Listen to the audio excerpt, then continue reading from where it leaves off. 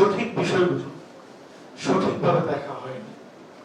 যেটা হয়েছে, একটা বিষয় থাকে, আমাদের সাবেক জেলা প্রশাসক সাহেব উনিও কিন্তু ওনার নিয়োগটাও কিন্তু ছিল সে আওয়ামী লীগের দোষকদের, যার জন্য অনেক বিষয় উনি অ্যাভয়েড করেছেন।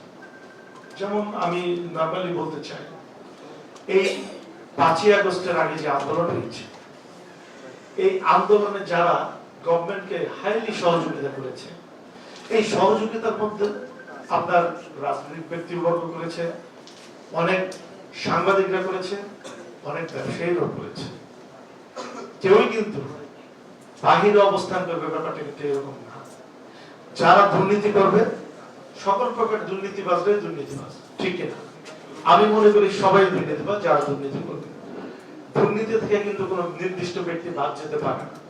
তো সেই ক্ষেত্রে আসলে ওই সময় যেসব বিজনেসম্যান যারা আওয়ামী লীগের অর্থকরী ধারণ করে এবং যারা ফাইন্যান্সিয়াল ভাবে গভর্নমেন্টকে সহযোগিতা করেছে, এই আন্দোলনে মানুষকে যে গণহত্যা করেছে, এই গণহত্যার জন্য যারা ইনভেস্ট করেছে, সেটাও কিন্তু মাথায় রাখতে হবে।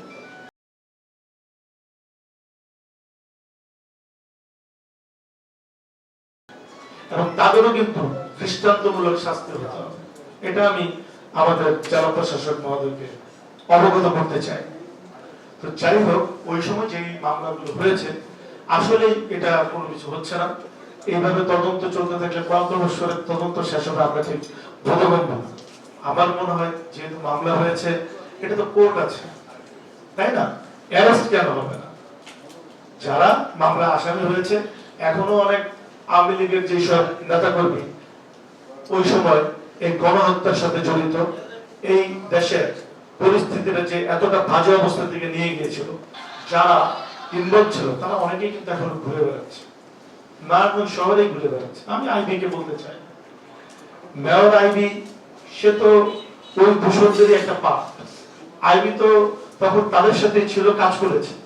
আসলে আইবি যদি নারায়ণগঞ্জ শহরে অবস্থান করে, সে কেন অ্যারেস্ট হবে না? তার নামে তো মামলা হয়েছে।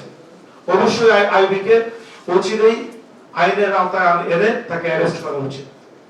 এরকম যারা যারা আছেন, আপনি নারায়ণগঞ্জ থেকে 2500 পর্যন্ত সর্বোপরি সব জায়গায় আপনার এই প্রবলেমগুলো আছে।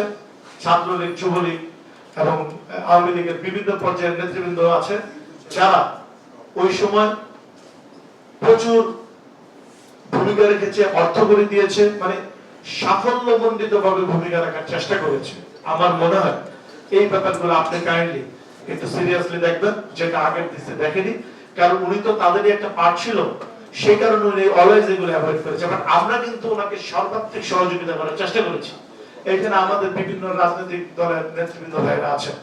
আপনারা জানেন, ডে 1-এ যেদিন আমাদের দেখেছে, প্রথম দিনে আমরা এসেছি, উনি বরঞ্চ কি করেছে, উনি দেখেছে নারায়ণগঞ্জে কাদের পটেনশিয়ালিটি আছে বিএনপিতে, তাদের নামে উনি উল্টা অভিযোগ দেওয়ার চেষ্টা করেছে ইন্টারনালি।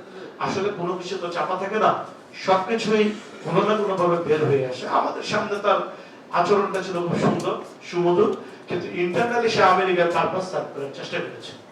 আইএমএফ দেশ যারা অস্থিতিশীল অবস্থায় এনেছিল, দেশের এই 17 বছরে যারা 12টা বাজিয়েছিল, উনি বেসিক্যালি তাদের পারপাস সার্ভ করেছে।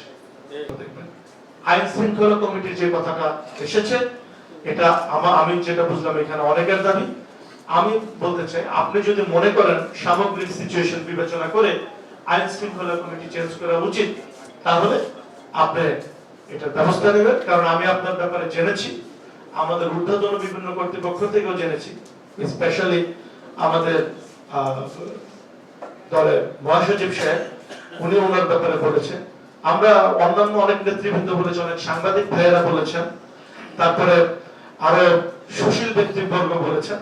এবারে সে যে রাজবাড়িতে আমাদের সাকরাত ভাই যেটা বলেছে, মানবিক ব্যক্তিত্ব হিসাবে যিনি সুনাম অর্জন করেছেন, এই কথাটাই আমি বিভিন্ন মুখ থেকে শুনেছি। তো আমি বলতে চাই, আপনি তো একজন মানবিক মানুষ হিসাবে ইতিপূর্বেই আপনি আলোচিত হয়ে এসেছেন এবং সেই সম্মান অর্জন করেছেন। নারায়ণগঞ্জ যে আপনি এই মানবিকতা ধরে রেখে একটি সুন্দর সুশৃঙ্খল নারায়ণগঞ্জ উপহার দিবেন, এবং সেখানে আমরা সবাই দলমত নির্বিশেষে আপনার পাশে থাকবো, থেকে আমরা কাজ করব।